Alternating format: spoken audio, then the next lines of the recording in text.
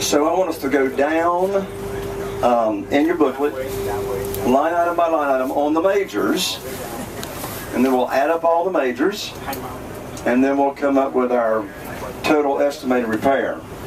So the first item says what? Roof. Now, let me tell you how I decide on roofs. Oh, we don't want to go yet. I want to be looking at this house, so let's don't go yet. So, I mean, after we finish estimating repairs, then we can go. We can make the offer on the way. Now, here's my recommendation on how I do roofs. I want to compare this roof to the other roofs in the neighborhood. All right. I see on this house right over here, it's got a brand new 30-year architectural shingle roof. Which, by the way, folks, don't miss this. Where were you at? Hey, eyes and ears up here. So today you can get a 30-year architectural shingle roof for the same price as you can single tabs. So single tabs are out. All right. I mean, it may be off a few dollars, but you want to go with the 30-year architectural shingles. Now, raise your hand. Well, first of all, let me tell you how much. You see all the different roof lines here? I mean, we can't take Ron's 1,200 square foot house and what a roof is going to cost and multiply that times by how much bigger this square footage is. No. You got a lot. I mean, so this roof right here, I'm telling you, is $15,000 to $20,000. Wow. Yes, sir. Just the roof. Okay? It's a roof? It's a roof, not a roof. It's a roof. Now, so just for fun, raise your hand if you think the roof needs replaced. And there could be an argument for it, but let me tell you what I would do as I look at the other roofs in the neighborhood. And this is a very, very nice neighborhood. I would have that roof cleaned. Yep. And I ain't going to have it cleaned with a pressure washer. No. You just ruined your roof if you try to pressure wash a roof. Or roof. Soap and bleach. So there's actually cleaning. There's actually product that your contractor, you don't have to know what it is, but your contractor will know what that product is that will clean that roof. You can clean that roof for $1,500. Now typically if I'm just cleaning or repairing a roof, I'm not going to give that a line item on the majors. But when I'm getting into $1,500, that's now still a major dollar, okay? So just for cleaning of the roof, I want you to put $1,500 on that line item because it's a big roof. If this was a 1,200 square foot house, it would be in your minors. Does that make sense? Because I can clean a small house roof for something like $200 to $300, probably $200, okay? So that's why we're putting $1,500 on the roof. Hey, question, when yes. they're cleaning the roof, like those soffits and overhangs need cleaning too. Can they get? Are they using like a cherry picker truck, or are they standing up there on the roof? Yeah, they're actually on the roof doing the cleaning. So sure, they could do that while they're up there. Yeah. Okay. Yeah. Yes, sir. If you look on the back side over there, where they had done flashing after reflashing, where the roof has been leaking, and they're still trying to stop the leak. I noticed that. I'm good with replacing shingles if they can be matched and it doesn't look like a patch job. Yeah. Another thing, folks, this house, any house over $300,000 ARV, I'm not closing on it until I get an appraisal. But I've got to get an after repaired value appraisal. Okay? So when we get into these dollar figures, we can make our offer. Okay? But the offer is you know, I'm still going to get an appraisal on it before I close. Does that make sense? Yep. Okay. Line item 2. When it says carpet, we're just talking about the floor covering. Yes. Did you all see the tile in this house? Great. Beautiful.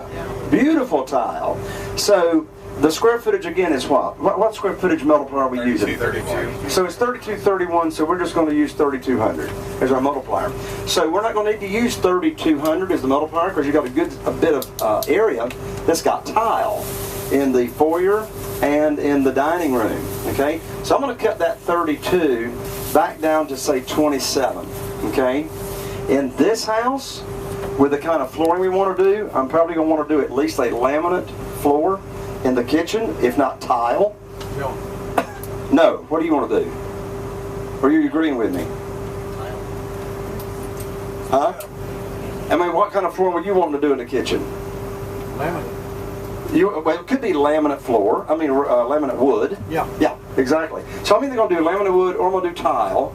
I'm going to do carpet in the bedrooms. So I'm saying all this. We don't have to decide right now what we're going to put on the floors. All we got to do is decide on the math, right? So your math on this upper end house is going to be $3 a square foot. $3 a square foot on that multiplier of 2,700. We're not needing to do the full 3,200 because we got the tile floor. Y'all with me on that? Yeah. So somebody, let's take 2,700. Carol Joy beat me to it. 2,700 times $3 is $8,100 on the flooring. That's line item number 2. Excuse me? Okay, he was asking me. All right, line item number 3. Does the house need exterior paint? And of course not. It's brick. The only thing that's paint on the exterior is going to be around your soffits, and if you're going to paint that, that would be a minor. Does the house need interior paint? Of course it does. Yes, in the back. I saw some stuff in the back that might need paint. Yeah, back outside. Hardy plank on the back wall. The back wall? The Hardy, the siding. Siding needs to be painted. The siding. There's the James Hardy plank siding. Is the whole back? Yeah. It's the whole back of the house? Yes, and the side. And the sides. So the sides, okay, and does that need paint? Yes. I'm glad y'all saw that because I didn't. So here's how we're going to figure it. It's going to be The trim was rotted around the frames. right. Okay, so we got some trim rot around the windows. One of the line items is rot. Let me tell you when rot is a major item. Rot is a major item when one of the houses that we're doing right now back home on East Forest Drive in Newport, when termites have eaten the whole side of a house off. Framing. That's major rot. So rot around a window is going to be underneath your minors. Okay, but I'm glad you pointed it out. So let's come back to the paint on the sides and the back of this house. So y'all said it's hardy plank? You know, hardy board? Yes. Okay, so that's going to be 3/4 of that house. So you got a front brick facade, right? So if our multiplier is 32, somebody give me 3,200 times 75%. And that's 2,400 area that we're needing to use. So let's just call it 2,000 times 2. So your exterior paint is $4,000. Do you understand how I just got that? $2 a square foot. So it's 3/4 of the house. Okay? So I cut it down to 27 or whatever it was. Not 27. 2,400 and multiply it times 2. Does that make sense? Yeah. All right. Interior paint, of course. Yeah. Interior paint, our square footage is again what? 32 times how many dollars per square foot? $2. $2. So 32 times 2 is 64. Repairs are adding up quickly on this house just because of the size of it. All right. Next line item. Does it need central heat and air? And we found them on this side of the house. You got one upstairs, you got one downstairs. How they look to you? Need to be updated. So here's my rule as to how I do on HVACs. If they look good or look okay, then I'm not putting them down as a major. That doesn't mean they may not need some repair. That may not mean they're working, but it does mean I'm probably not going to have to replace it. So if I'm going to repair the HVACs, that's going to be a minor in your 20%. Does that make sense? Yes. All right. So now we get to the kitchen. So raise your hand if you remember the cabinets, right? You remember the countertop. So raise your hand if you believe the kitchen needs to be gutted. So it is the minority of the bus, okay? So I agree with the majority, and that is the cabinets can be painted, okay, stripped down and painted.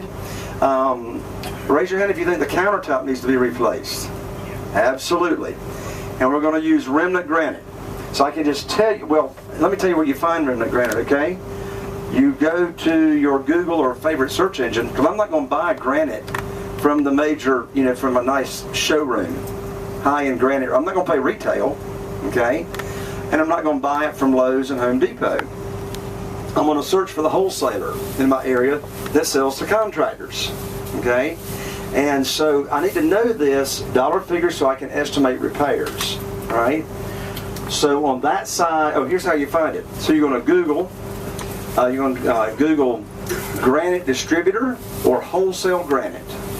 in your city and state. All right.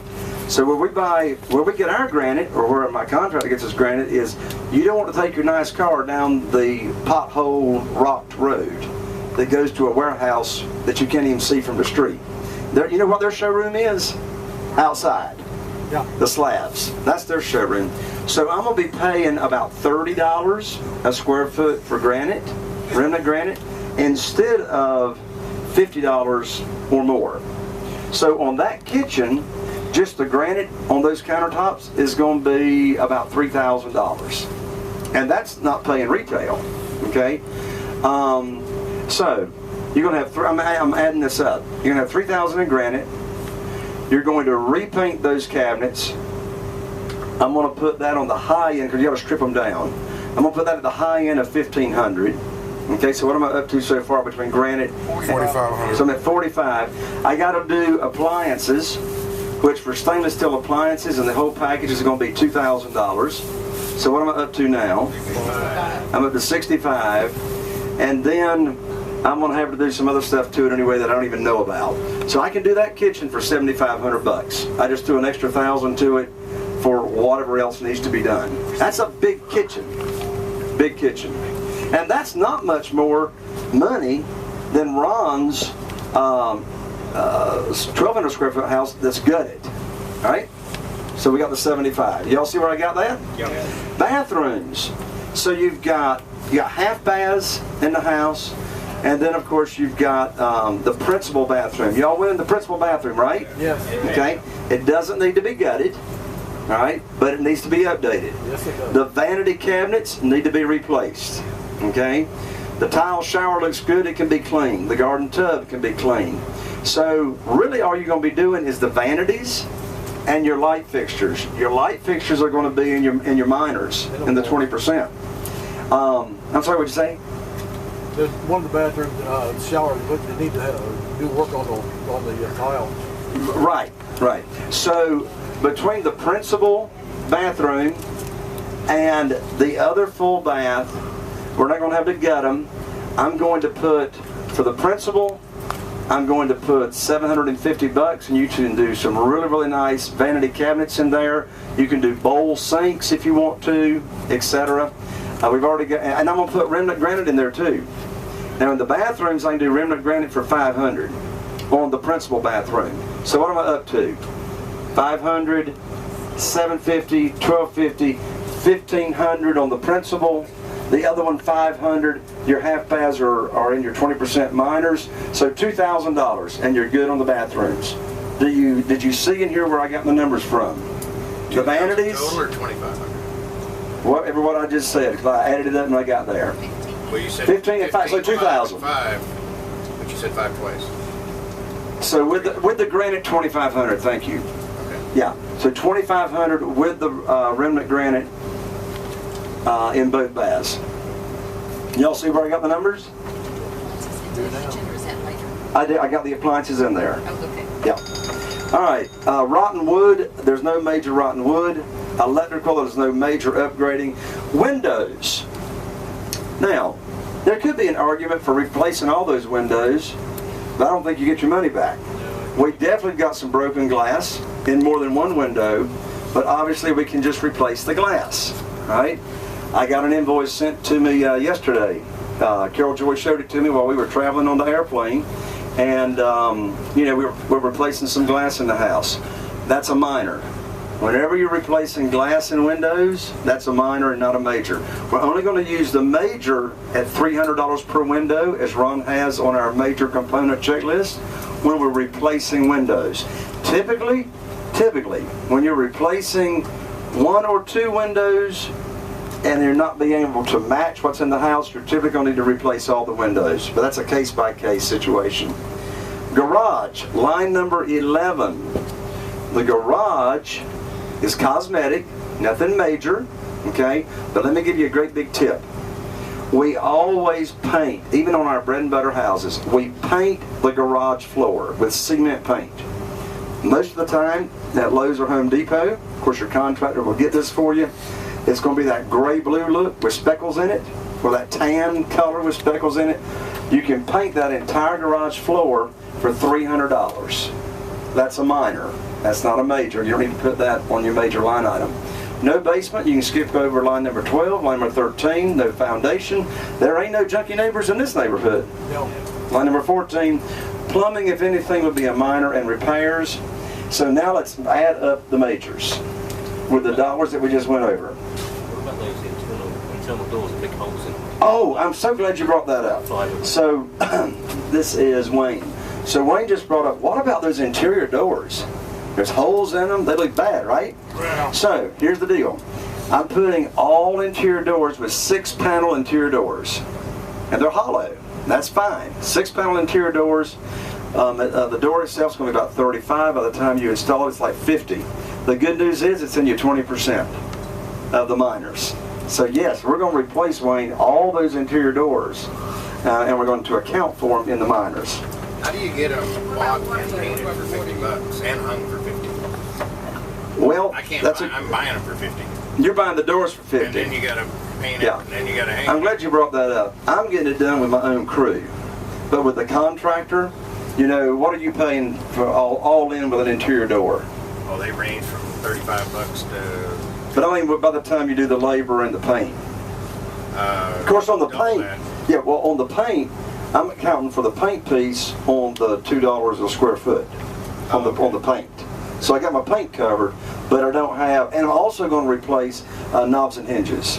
I'm always putting new hot knobs and hinges. So by the time you do the labor, Always? hmm? Always on Most the doors, or always. Always on the houses that you work in?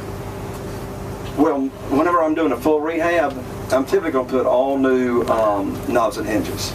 Yeah. So I'm glad you brought up the interior door thing. On knobs, do you like the pole knob in the kitchen? Do you like the poles, or do you like the? Right. So the question is, what kind of knobs do I like? So the knobs that I want depends on the price point of the house. So if it's a bread and butter house, I'm fine with, you know, a traditional knob. But if I'm getting into, you know, a really high-end house, then I'm going to go one up from there. Of course, we're not doing, you know, brass. We're doing nickel. You even put them on. Some people don't like them. If you don't put them on, then they can add them. If you put them on, you got holes you can never fill. You mean the knob for the door? Some people like kitchen smooth. I'm sorry. I'm on interior doors that are going into a bedroom. Well, when you didn't You're on mention the knobs, I went. Okay, you went knobs to the kitchen. Yeah. I'm sorry.